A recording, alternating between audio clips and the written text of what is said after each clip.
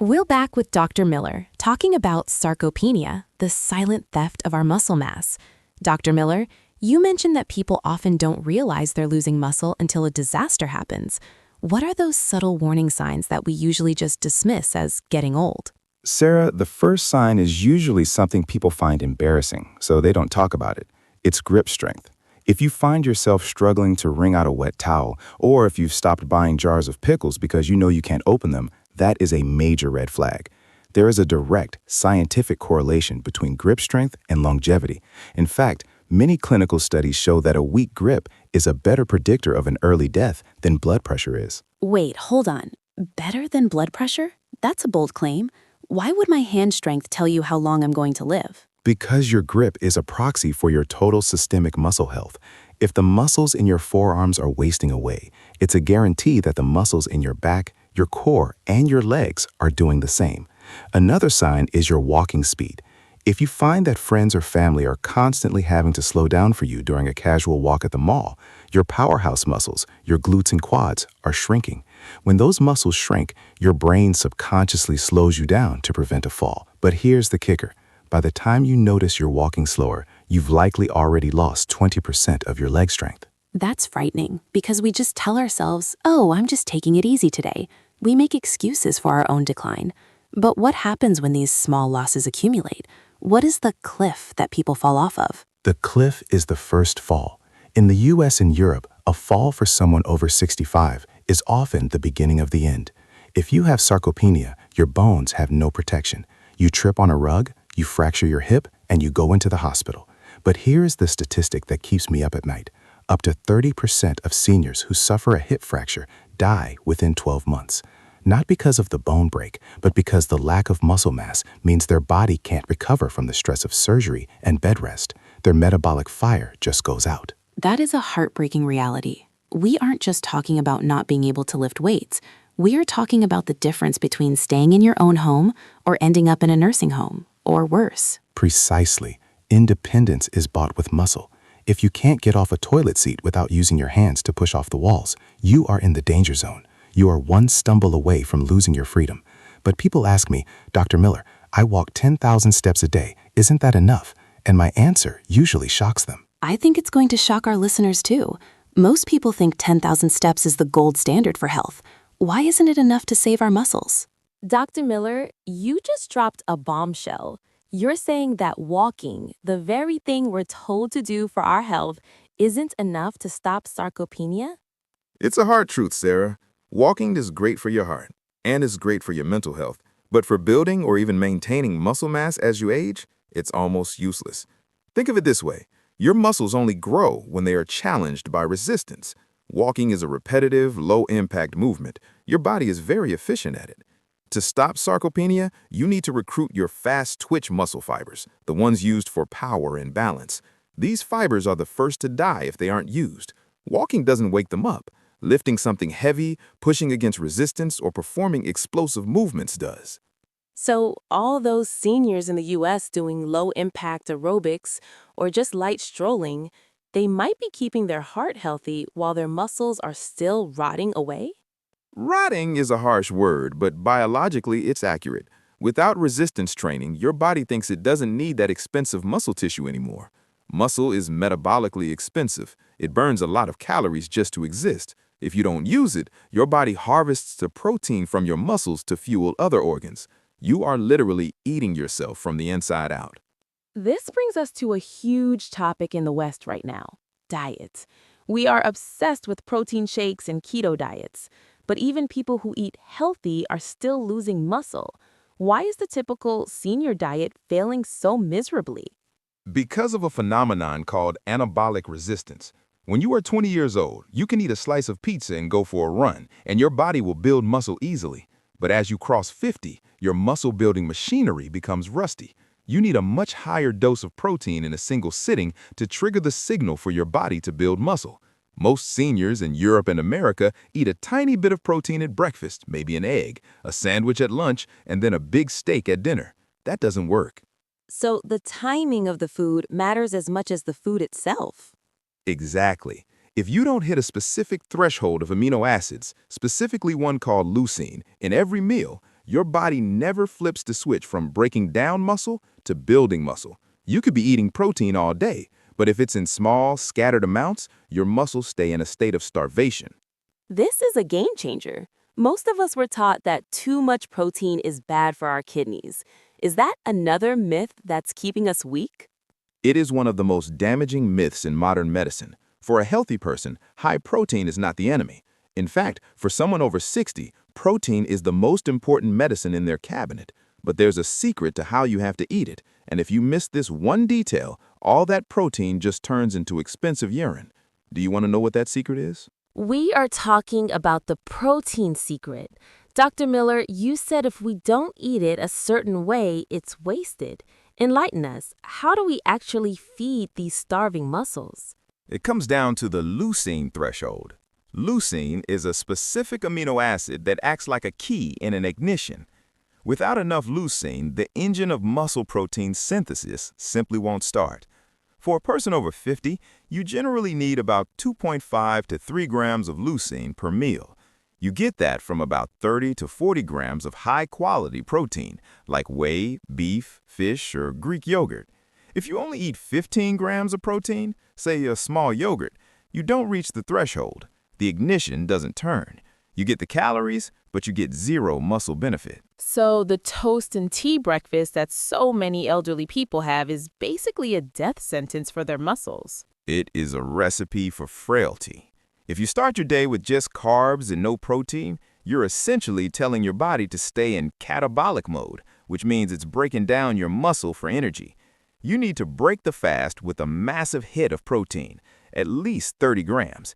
In my clinic in London, I tell my patients, eat your protein first, before the toast, before the fruit.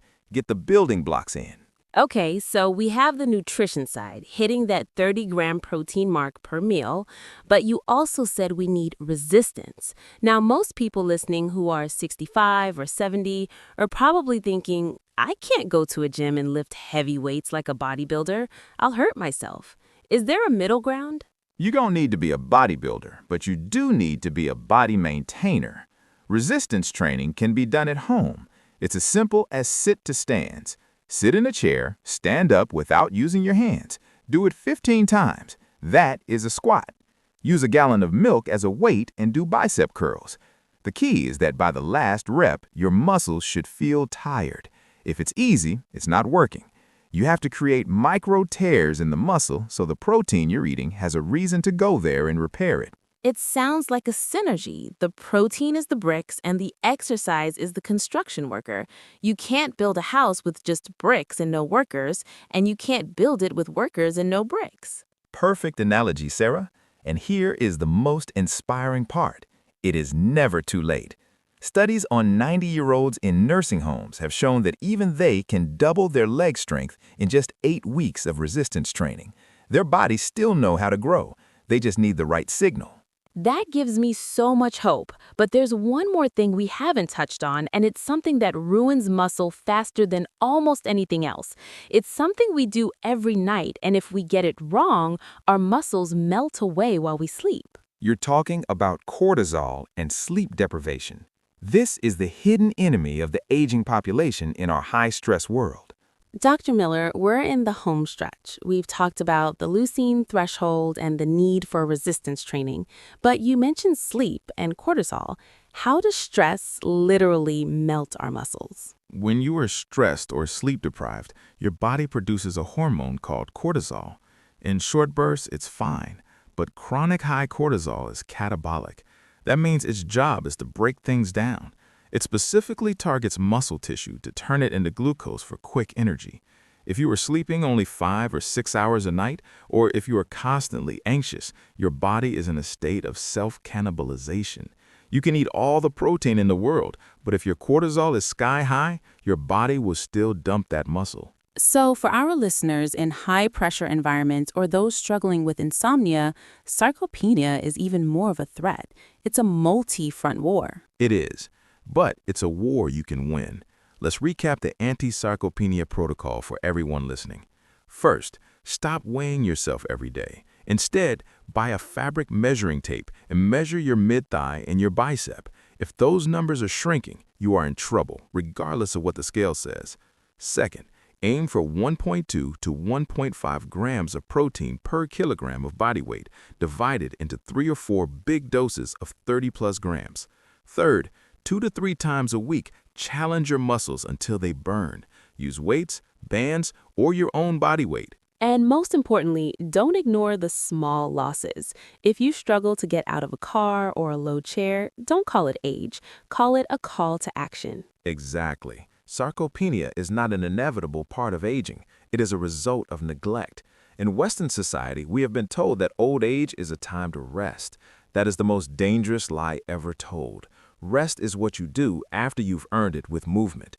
If you want to play with your grandkids, if you want to travel, if you want to never have to rely on a walker, you have to fight for your muscles today. Dr. Miller, this has been a wake-up call. I think many of our listeners are going to look at their breakfast and their gym shoes differently tomorrow. Where can people find more about your protocol? They can visit our website or look for my latest book, The Muscle Medicine. But honestly, the best place to start is right now. Go to your kitchen, find something that weighs 5 pounds, and lift it. Your future self would thank you. You heard the doctor. Your independence is in your hands. Literally. Thank you for tuning in to the Longevity Blueprint. Don't let your strength slip away in silence. We'll see you in the next episode. Outro music, empowering, upbeat, and rhythmic. Imagine waking up one morning, sitting on the edge of your bed, and realizing your legs no longer have the strength to push you up. You try again, but your knees tremble. You look in the mirror and see a body you recognize, but it feels like an empty shell. This isn't a scene from a horror movie, and it isn't reserved for the 90-year-olds.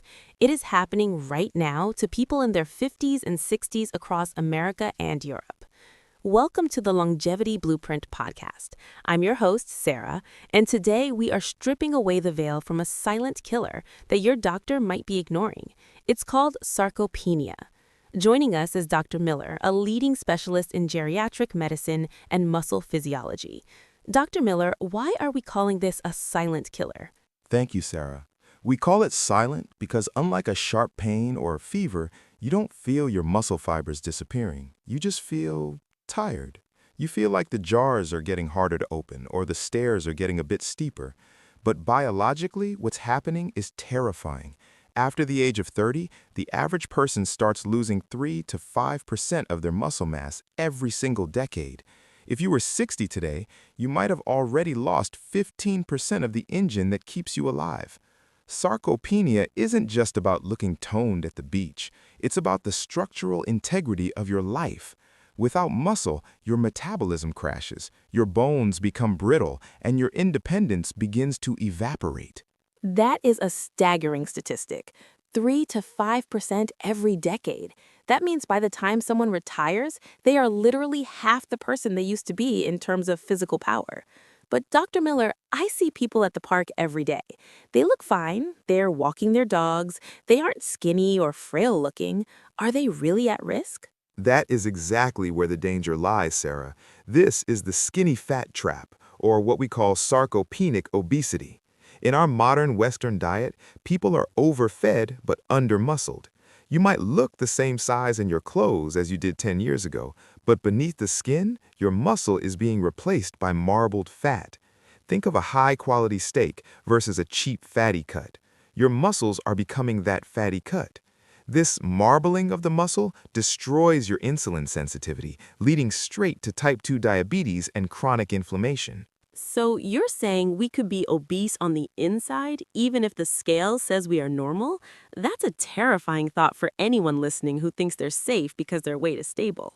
Absolutely. The scale is a liar in the context of aging. It doesn't tell you that your heart, which is also a muscle, might be weakening, or that your legs are losing the fast twitch fibers you need to catch yourself if you trip. And that leads us to the most dangerous question.